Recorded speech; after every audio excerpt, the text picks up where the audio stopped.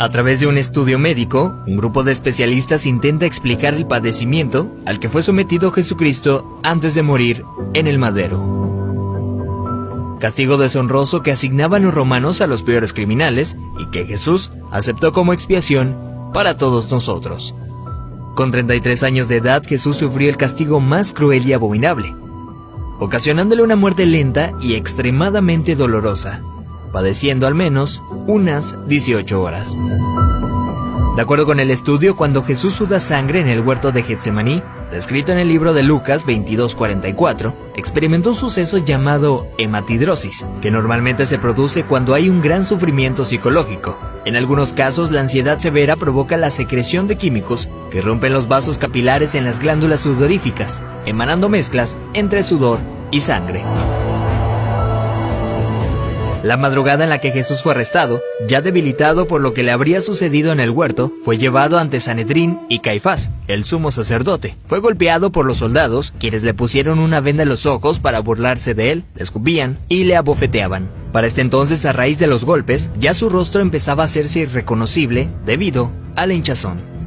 Los azotes que Cristo recibió de los romanos eran a causa de otro término terriblemente brutal. El látigo que utilizaban los soldados estaba compuesto por tiras de cuero trenzado con esferas de metal entretejidas. Cuando este impactaba contra la carne, provocaba severos moretones y contusiones, mismas que se abrían con los demás golpes. No contentos con esto, el artefacto con el que se flageló a Jesucristo también tenía pedazos de hueso afilado, provocando además cortadas profundas mientras lo golpeaban. De acuerdo con estudios realizados por historiadores forenses, con frecuencia, quienes eran flagelados con este tipo de látigos llegan a tener exposición de la espina dorsal debido al desgarramiento de la espalda, pues los golpes iban desde los hombros, pasando por la espalda y las piernas, hasta llegar a los muslos, produciendo que la carne del individuo cuelgue en forma de tiras. Mientras sucedía, en el interior de la persona, en este caso Jesucristo, se experimenta un dolor tan grande que debió llevarlo a una conmoción hipovolémica, es decir, que la persona a raíz de la gran pérdida de sangre sufre de taquicardia, pues el corazón acelera su ritmo intentando bombear una sangre que ya no existe, lo que a su vez conlleva una baja presión sanguínea, dando paso a la pérdida de la conciencia.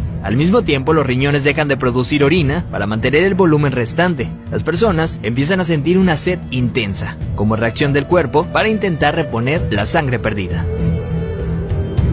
Para ese entonces Jesús estaba tan débil que caminar debió ser extremadamente difícil. Aún así tuvo que cargar el pesado madero de aproximadamente 75 kilogramos hacia el lugar de su ejecución. Durante el trayecto nuestro Señor fue humillado, escupido, despreciado por la multitud hasta que se desplomó. Evento que sirvió para que un soldado romano le diera la orden a Simón que llevara el madero un tiempo por él.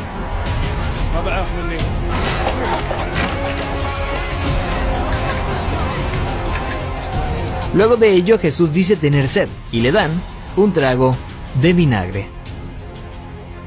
Los criminales condenados a esta pena eran amarrados. No obstante, a Jesús le clavaron de forma horizontal, con las manos abiertas. La viga llamada patíbulum aún no se había unido al madero, colocado de forma vertical permanente. Los clavos que se usaban para este hecho eran de entre 13 a 18 centímetros de largo, afilados en punta, con el objetivo de que éste atravesara el nervio mediano. Al romperse ese tendón y poner las muñecas clavadas, Jesús fue forzado a utilizar todos los músculos de su espalda desgarrada para poder respirar. Ya colgado, casi sin poder respirar, al clavarle los pies en el madero, triturando los nervios de los pies, debió haber sufrido dislocación de los hombros, situación que se confirma en el Salmo 22:14, cuando dice: «Dislocados están todos mis huesos». Lo siguiente es una muerte lenta por asfixia. Conforme se iba disminuyendo la frecuencia respiratoria de Jesús, entra en lo que se llama acidosis respiratoria. Dicho en otras palabras, es cuando el dióxido de carbono de la sangre se disuelve con el ácido carbónico, lo cual produce un aumento notable en la acidez de la sangre, lo que lleva a que el pulso sea irregular. De hecho, al sentir su corazón latir de forma errática, hubiera sido un indicador claro para Jesucristo que estaba a punto de morir. Y es entonces cuando probablemente pudo haber pronunciado aquella frase: «Padre, en tus manos encomiendo mi espíritu», para después morir de un paro cardíaco.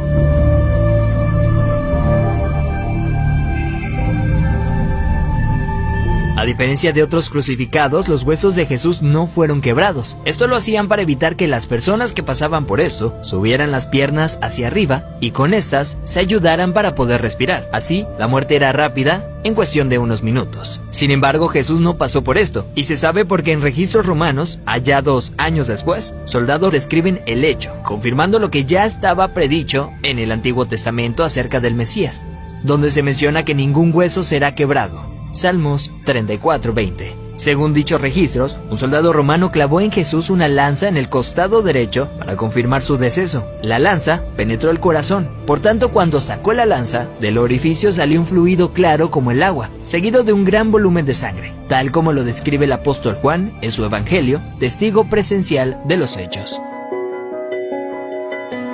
De acuerdo con la medicina, está más que evidenciado el sufrimiento que Jesús fue sometido siendo inocente. Esto es lo que sufrió el Hijo del Hombre para que tú y yo tengamos acceso al Padre y seamos perdonados. Veracidad News.